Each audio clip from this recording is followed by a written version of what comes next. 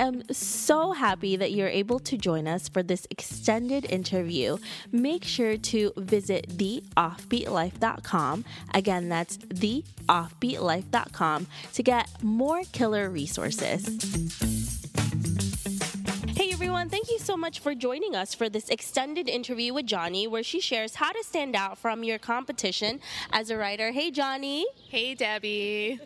Thank you so much for joining me here on this beautiful day in New York City and answering all of these ridiculous questions that I'm asking you.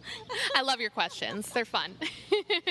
How do you stand out as a writer when there's thousands of people literally vying to do what you want to do? I think the number one thing you can do is meet your deadlines. Editors want to work with people who are reliable. There are a million great writers out there, but I would say less than 20% of them are truly 100% reliable, so you have to meet your deadlines. The other thing is, before you turn in any piece of work, you have to proofread it. Yes, they have editors on staff whose job it is to do that, but coming from the magazine industry myself, you have so much work on your plate and not enough time to do it. So the easier writers can make it for editors to do their job, the better. So you want to make sure that your writing is completely clean and free of errors. Capitalization is right, the punctuation is right. Make it as close to publish ready as possible. With any sort of porting, you're working with so many different people, there are so many moving pieces, problems come up. Even though my number one rule is meet your deadlines, there will be the time that you just can't. Somebody ghosts you on an interview, or maybe you have a really bad case of writer's block. During those times, you need to communicate. Don't brush the problem under the rug. You have to speak up right away, and so that the editor knows what's going on and she can make adjustments on her end. That kind of communication goes a long way to smoothing over problems and encouraging the editor to keep working with you. Pitch fresh ideas. You might think you have the perfect article idea for this website, and you go and you send it to the editor and she comes back, yeah, this is a perfect idea for us. So that's why we wrote it a month ago. And there's nothing more embarrassing than saying, I love your site, here's an idea for you, and having them come back and say they've already done it before. So do your homework, read the magazines, read the websites, and make sure that your ideas have not already been done before. That will go a long way to showing an editor that you're serious about what you do. Finally, under-promise and over-deliver. I think this lesson can be applied to just about every business. So what I do is when I set a deadline with an editor, I try and get as much lead time as I can. I might say, I can't turn this around for 4 weeks.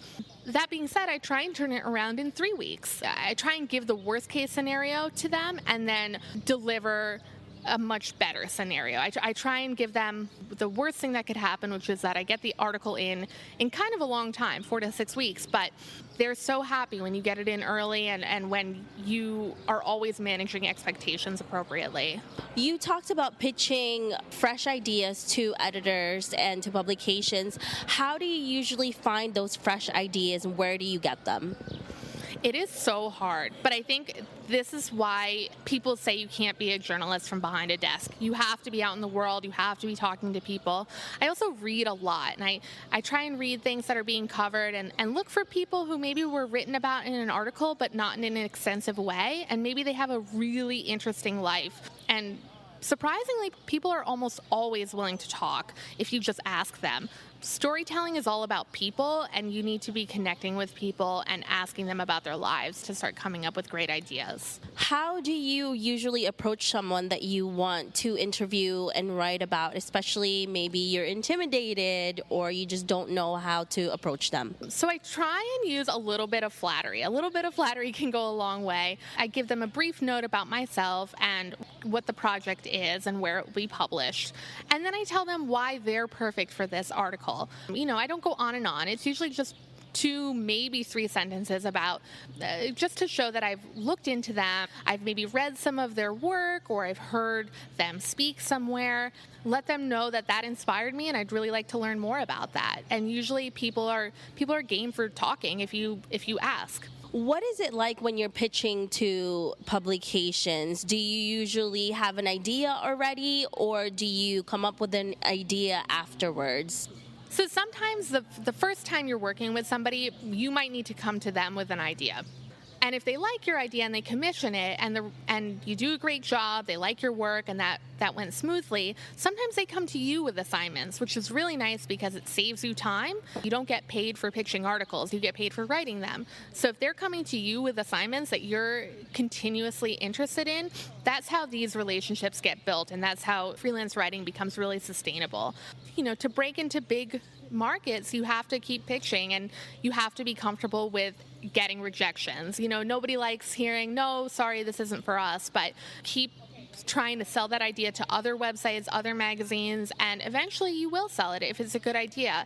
And then you build the relationship from there. What would be something that someone can look forward to or something that they can expect when they're starting this career? One thing people can really look forward to is being able to talk to amazing people all the time. People in other careers don't necessarily have the opportunity to interview doctors and scientists and travelers and all kinds of other amazing people. And you get to learn so much from them, and you don't have to pay for it. I feel like I've gotten so many lessons from people that just from writing about them that it has been really rewarding. And the same thing goes with experiences. As a writer, you get to experience life. You get to go try amazing restaurants or go on cool trips or see new fashion lines. All of that is so fun and interesting that it's kind of what keeps you motivated when you are having those days that you're at the computer all day long, because other days it's very experiential and you're out and about all the time, and it's so fun and interesting. You're getting free education while you're working, so and you're learning so much. What a great career to have, for sure. Thank you so much, Joni, for being here and for answering all of these questions, and I really appreciate it. Thank you, Debbie. I love your podcast, and this was so fun. Thanks, Joni. I hope you enjoyed this extended interview with Joni. Make sure to visit theoffbeatlife.com. Again, that's theoffbeatlife.com to get the full interview with Joni, where she shares how to become a freelance location independent writer. Hey Offbeat family, I really appreciate you listening to this episode. I would love to hear more from you and what you think of the podcast. Suggestions on guests, topics we can discuss, or maybe you just want to be friends. Why don't we chat some more on Facebook at The OB Life, or send me a message at hello@theoffbeatlife.com. I can't wait to hear from you.